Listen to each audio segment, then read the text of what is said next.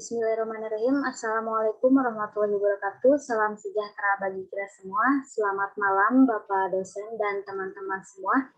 Puji syukur kita haturkan kepada Allah Subhanahu wa taala dan sholawat serta salam tak lupa tercurahkan kepada Nabi Muhammad SAW. Di sini kami dari kelompok 7 akan mengimplementasikan bagaimana CRUD menggunakan CouchDB. Pertama-tama di sini akan dijelaskan mengenai aplikasinya oleh Saudara Gaduh Hartawan. Oke, baik. Jadi di sini saya akan mencoba menjelaskan aplikasi mengenai implementasi CRUD menggunakan CouchDB. Pertama di sini menampilkan data, sudah ditampilkan datanya di read, ada 3 data di sini. Lalu untuk menambahkan datanya sudah ada form, jadi langsung tambahkan datanya saja. Misalnya di sini NIM-nya 120 70 540 70 540 dengan nama Asep, lalu diberi email asep.mail.com. Nah, untuk nomor HP-nya boleh bebas saja di sini asal. Nah, lalu ketika diklik button tambah, maka akan menambahkan data. Nah, maka muncul notif tambah data berhasil. Selanjutnya, di sini ada juga fitur untuk update ketika button ini diklik. Nah, maka yang sebelumnya bentuknya data teks akan berubah menjadi form. Di sini saya akan mencoba mengubah NIM-nya dulu menjadi 120 70 540 32. Lalu namanya menjadi Asep update. Nah, ketika diklik checklist, maka datanya akan berubah. Nah, di sini ada notif update data berhasil. Nah, di sini juga saya akan coba untuk menghapus data yang tadi ditambahkan dan dieditnya. Cukup klik button hapus ini yang tong sampah. Nah, diklik. Nah, nanti datanya terhapus, lalu akan muncul notifikasi hapus data berhasil. Nah, jadi untuk CRUD-nya sudah berhasil dari menampilkan data, lalu menambahkan data, mengedit data, dan juga menghapus data. Mungkin sekian dari saya untuk penjelasan aplikasinya. Saya kembalikan ke moderator. Terima kasih kepada Saudara Gaduh telah menjelaskan bagaimana aplikasi yang telah kami buat. Selanjutnya akan dijelaskan mengenai codingannya oleh Saudara Finaldi. Ya, terima kasih atas waktunya. Bismillahirrahmanirrahim. Di sini saya akan menjelaskan mengenai codingan program yang tadi.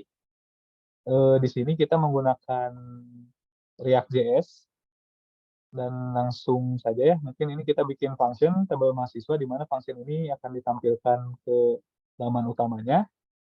Di mana tabel mahasiswa ini di sini pertama kita menentukan URL untuk endpoint API-nya. Ini username dan password untuk otorisasi dari CouchDB-nya. Kemudian di sini kita menentukan state di mana ini akan dijadikan ID dari datanya, NIM dari datanya, nama, email, telepon, dan ini kemudian mahasiswanya untuk melakukan get data dari CouchDB-nya. Kemudian ini untuk pesan yang akan kita gunakan nanti. Nah, di sini ada function get data, di sini fungsinya untuk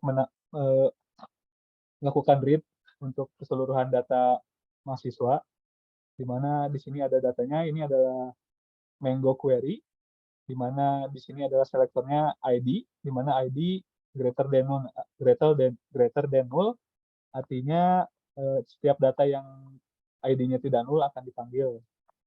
Dengan metode post, kita masukkan ke API URL, kemudian ditambahkan URL underscore find, dimasukkan datanya tadi, yaitu ini Mango query-nya, headers-nya application JSON, kemudian ini untuk autentikasinya yang username dan password tadi.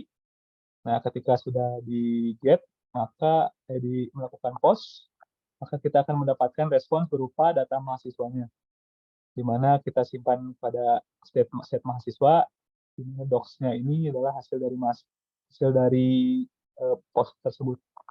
Ini varcon untuk menghitung ada berapa jumlah data yang kita dapatkan. Ini use effect untuk berapa kali merender dari halaman tersebut. Kemudian ada post data, di sini dipakai untuk melakukan tambah data atau dengan metode put. Kemudian kita menambahkan API URL-nya / dengan menambahkan ID +1. Kenapa ID +1? Karena kita menambahkan dari ID yang sebelumnya, ID yang terakhir dari sebelumnya, jadi menambahkan 1. Kemudian untuk ini data yang akan dikirimkannya, NIM, nama, email, dan telepon. Ini yang akan ada pada formnya. Contohnya seperti ini, nama, email, dan telepon. Dari formnya seperti itu. Nah, kemudian ini menggunakan try catch. Apabila error, maka kita akan mendapatkan respons errornya. Kemudian ini untuk reset formnya, di mana mengosongkan seluruh formnya. Nah, kemudian ini untuk tampilannya, ini ada header dari tabelnya. Nah, kemudian setelah kita get data, yang tadi semua datanya, kita melakukan dari data tersebut kita map kepada item, nah di mana item tersebut kita return dari data mahasiswa. Nah, data mahasiswanya akan saya jelaskan sekarang, di mana ini memberikan state ke child-nya, yaitu ke data mahasiswa, di mana data mahasiswa ini adalah, nah, file ini, apa yang dikirimkan state-nya yaitu ada ID, NIM, nama, email, telepon, dan ref. Kemudian set message juga untuk dapat melakukan balikan data dari child ke parent-nya, dari data mahasiswa ke tabel mahasiswanya. Kemudian kita buka data mahasiswanya. Nah, di sini dari data mahasiswa kita ambil state-nya yang tadi sudah dikirim dari tabel mahasiswa ke ID, NIM, nama, email, dan teleponnya. Kemudian kita menambahkan state is edit untuk dapat menambah fitur edit atau update data. Nah, ini edit datanya, di mana ini hanya melakukan balikan untuk mentoggle si editan datanya dari data ke formnya. Kemudian untuk rendernya, kita ini untuk menambahkan endpoint-nya, username dan password-nya lagi, otorisasinya. Nah, untuk delete data, kita membutuhkan ID dan ref dari datanya, di mana kita sudah dapatkan dari data tadi ya, dari balikan dari tabel mahasiswanya. Nah, delete data dengan ID dan ref, metodenya delete, kemudian endpoint-nya kita tambahkan ID dan revisinya dan ref berapanya. Kemudian kita ini untuk otorisasinya, maka data akan terhapus. Kemudian ini update data, berdasar update data ini kita menggunakan metode put lagi dengan ininya API endpoint-nya. Kemudian ini untuk slash ID-nya, di mana ini API URL-nya berarti segini ya. Kemudian body-nya kita membutuhkan ref dari data yang sudah kita dapatkan. Jadi kita masukkan ref, NIM, nama, email, dan telepon yang sudah diperbaharui. Nah, kemudian ini out-nya sama. Nah, maka kita akan berhasil update-nya. Kemudian ini kondisi jika di state is edit. Nah, ini untuk mentoggle dari data ke formnya. Jadi jika edit true, maka kita akan menampilkan formnya. Maka jika false, kita hanya menampilkan datanya. Seperti kalau contohnya mungkin kayak gini ya. Nah, seperti itu. Kemudian setelah itu sudah, nah ini untuk delete datanya, maka ini untuk message-nya yang akan kita balikan lagi sehingga dapat muncul seperti contohnya kita hapus, nah hapus data berhasil seperti itu. Nah, message-nya ini dari data mahasiswa, dari filenya ke parent-nya.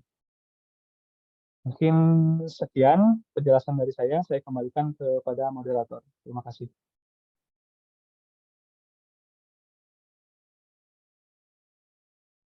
Baik, terima kasih kepada saudara Finaldi Sofi telah menjelaskan kodingan yang telah kami teman. Demikianlah pengimplementasian aplikasi dari kelompok kami. Terima kasih atas perhatiannya dan mohon maaf bila ada kesalahan. Dan 7